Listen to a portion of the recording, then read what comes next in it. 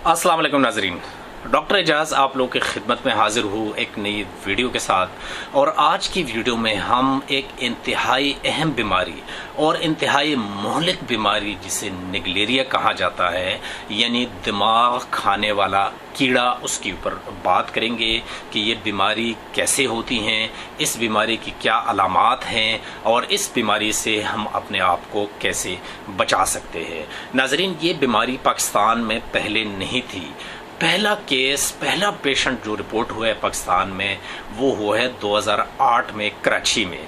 और अभी तक पाकिस्तान में 150 मरीज, 150 मरीज रिपोर्ट हुए हैं इस बीमारी के, और उसमें से एक मरीज भी ना बच सका।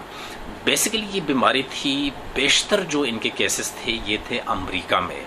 अमेरिका में अभी तक जो इस बीमारी से केसेस रिपोर्ट हुए हैं वो है 157 अफराद, और 157 अफराद में से सिर्फ 4 बंदे बच सके, बाकी सब के सब हलाक हो चुके हैं इस बीमारी से। लेकिन अमेरिका में 157 अफराद जो केसेस सामने आए हैं वो 1968 से लेके 2023 तक सामने आए हैं, और तकरीबन कोई 55 साल में। लेकिन पाकिस्तान में अगर आप देखें तो 2008 से 2023 तक 150 मरीज इसके रिपोर्ट हुए हैं। अमेरिका में 4 मरीज बच गए थे, लेकिन पाकिस्तान में इस मर्ज से एक शख्स भी ना बच सका जो इस बीमारी में मुब्तला थे। अमीबा की फैमिली से ताल्लुक़ रखने वाला निगलेरिया ये साफ़ पानी में होता है और निस्बतन गर्म पानी में ये पाया जाता है, और इंसानी जिस्म में दाखिल होने का सिर्फ एक ही रास्ता है कि जब हम नाक में पानी डालते हैं। सो नाक के 2 हिस्से होते हैं, निचला हिस्सा है ऊपर वाला हिस्सा वो है बोन्स है, हड्डी है, निचला हिस्सा बिल्कुल नर्म है।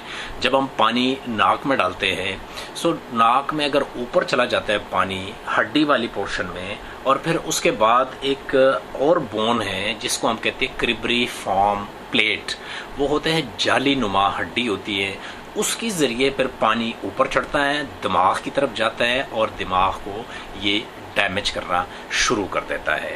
ये जरासीम पानी की टैंकियों में होते हैं, ये जरासीम तालाबों में होते हैं, ये जरासीम झीलों में होते हैं, ये घर में जो हम पानी इस्तेमाल करते हैं उसमें भी हो सकते हैं, और साफ़ पानी में बिल्कुल आपको नज़र नहीं आएगा।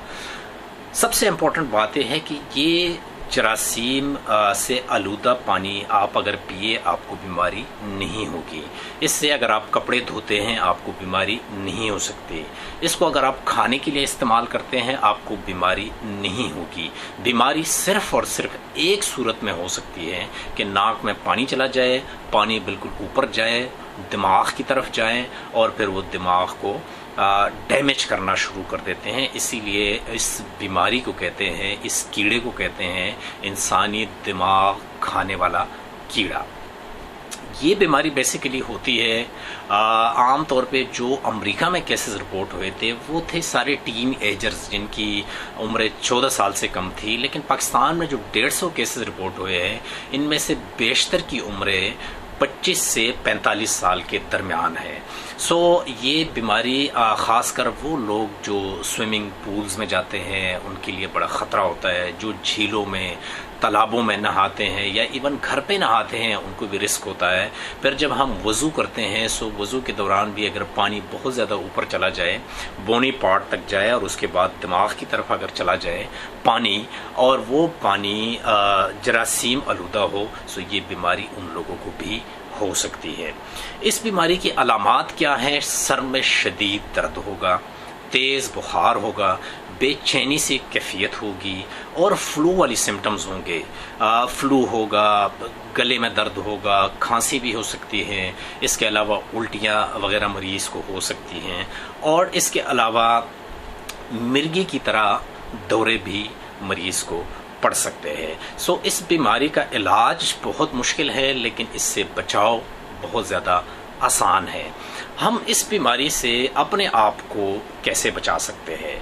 सबसे पहली बात कि हम कोई स्विमिंग पूल है, कोई नहाने के लिए अगर हम जाते हैं तो सबसे पहले मेक श्योर करें कि वो एक ऐसी जगह हो जहाँ पे क्लोरिनेशन हुई हो पानी की, तब आप जाके उसमें स्विमिंग कर सकते हैं। दूसरा तरीका ये है कि आप नेज़ल क्लिप्स डालें, बिल्कुल नाक बंद हो जाए, उसके बाद आप तैराकी करें। तीसरी बात यह है कि तैराकी करते वक्त, स्विमिंग करते वक्त ये ख्याल रखें कि ज़्यादा हाई जंपिंग ना हो, पानी में ज़्यादा देर तक ना रहें। सो इन चीज़ों का ख्याल ज़रूर रखना चाहिए। घरों में हम क्या कर सकते हैं कि घरों में तीन तरीके हैं कि तीन तरीक़ों से हम अपने आप को इस बीमारी से बचा सकते हैं। पहला तरीका तो ये है कि आप पानी को बॉयल करें 3 मिनट के लिए, उसके बाद ठंडा करें और उसके बाद फिर आप इस्तेमाल करें। उससे वज़ू करें, उससे नहाएं, उससे कोई फ़र्क नहीं पड़ेगा, सारे जरासीम बॉयलिंग से वो मर जाएंगे।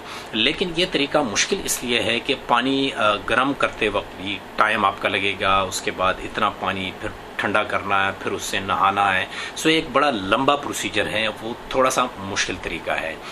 दूसरा जो तरीका है कि हम पानी की क्लोरिनेशन करें। जो हमारी टैंकियाँ होती है, घर में टैंकी हैं, सो क्लोरीन के टैबलेट्स मिलते हैं और टैबलेट्स 400 मिलीग्राम में एक टैबलेट है, जो कि सिर्फ और सिर्फ 10 रुपये में आपको एक टैबलेट मिलता है। और क्लोरीन की दूसरी टैबलेट है जो कि 1700 मिलीग्राम में है। सो अगर आपके घर में फॉर एग्जांपल 250 मिलीग्राम 250 लीटर की अगर टैंकी है, सो उसमें आप एक क्लोरीन की टैबलेट डाल दें, उससे पानी साफ़ हो जाएगा। उसके बाद आप उससे नहाएं, उससे आप वज़ू करें, जो भी करें, सो वो जो निगलेरिया है वो मर जाएगा और आपको कोई ख़तरा या रिस्क नहीं होगा। सो ये दूसरा तरीका है कि आप क्लोरिनेशन कर सकते हैं। और तीसरा जो बड़ा तरीका है वो ये है कि बाज़ार से मार्केट में अवेलेबल हैं ब्लीच सॉल्यूशन अवेलेबल है।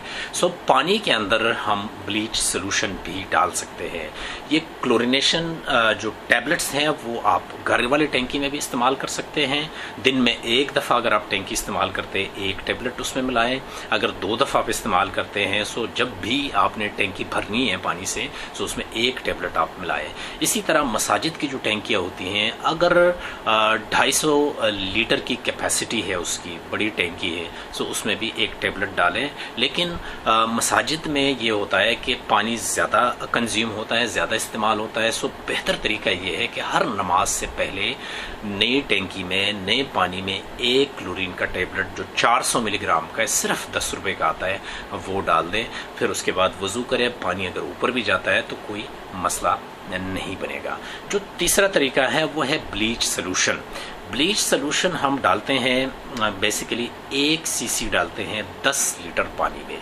1 सीसी नाज़रीन आप लोगों को पता होगा, जो सिरंज होता है, सिरंज के ऊपर मार्किंग होती है कि ये 1 सीसी है, 2 सीसी है, 3 सीसी है, फिर 5 सीसी की भी सिरंज आती है, फिर 10 सीसी की भी सिरंज आती हैं। सो उस तरीके से हर 10 लीटर पानी में आप 1 सीसी ब्लीच सॉल्यूशन डाल सकते हैं। और फॉर एग्जांपल अगर 100 लीटर की टैंकी है, एक छोटी सी टैंकी है जिसमें 100 लीटर पानी है, सो उसमें आपने कितना डालना है? 1 सीसी अगर 10 लीटर में है, सो 100 लीटर में आपने कितना डालना है? 10 सीसी, 10 सीसी। सो एक जो बड़ी सिरंज होती है जिसके ऊपर लिखा होता है 10 सीसी, वो पूरा सिरंज आप उसमें डाल दें 100 लीटर वाली टैंकी में। इसी तरह अगर 200 वाली टैंकी है, सो उसमें आप 20 सीसी की एक और बड़ी सिरंज आती है, वो पूरा सिरंज उसमें डाल दें, तो पानी में निगलेरिया मर जाएगा। इसी तरह अगर 250 लीटर वाली टैंकी है, सो उसमें 25 सीसी आप उसमें ब्लीच सॉल्यूशन डाल सकते हैं। पानी बिल्कुल साफ़ हो जाएगा, निगलेरिया मर जाएगा, उसके बाद आपको कोई रिस्क नहीं होगा। एक और ज़रूरी बात कि आप लोगों के जहनों में ये क्वेश्चन आ सकता है कि अगर हम सिर्फ नमाज के लिए या वज़ू के लिए थोड़ा सा पानी है और उसको साफ़ रखना है, उसका क्या तरीका है? सो उसमें ये करना है कि 5 ग्राम जो ब्लीच पाउडर है, ब्लीच पाउडर मिलता है मार्केट में, वो भी सस्ता है, महंगा नहीं है। सो वो आप 100 सीसी में, 100 सीसी पानी में एक ब्लीच पाउडर का चम्मच, एक लेवल चम्मच मतलब चम्मच आप उसमें ब्लीच पाउडर ले लें और एक छुरी से उसको बिल्कुल लेवल करें। वो एक चम्मच आप 100 सीसी में डाल सकते हैं। इसी तरह अगर 100 सीसी अगर आप ज़्यादा करना चाहते हैं, फॉर एग्जांपल आप चाहते हैं कि 1 लीटर पानी को हम साफ़ करें और उससे फिर वज़ू करें, सो उसमें उसी के मुताबिक अगर 100 सीसी में आपने 1 चम्मच डालना है, सो 1 लीटर में 1000 सीसी होता है, सो आपने उसमें 10 ब्लीच पाउडर के चम्मच डालने हैं। सो नाजरीन, ये तरीके हैं कि कैसे हम अपने आप को इस मुहलिक बीमारी से बचा सकते हैं और बहुत आसानी से बचा सकते हैं। उम्मीद है नाजरीन आप लोगों को ये वीडियो पसंद आई होगी। अगर वीडियो पसंद आए तो सदका जारिया समझ के मैक्सिमम ग्रुप्स में आप लोग इसको शेयर करें। हो सकता है आप लोगों के इस छोटे से अमल से किसी की जान बच जाए। इजाज़त चाहता हूँ। अल्लाह हाफ़िज़।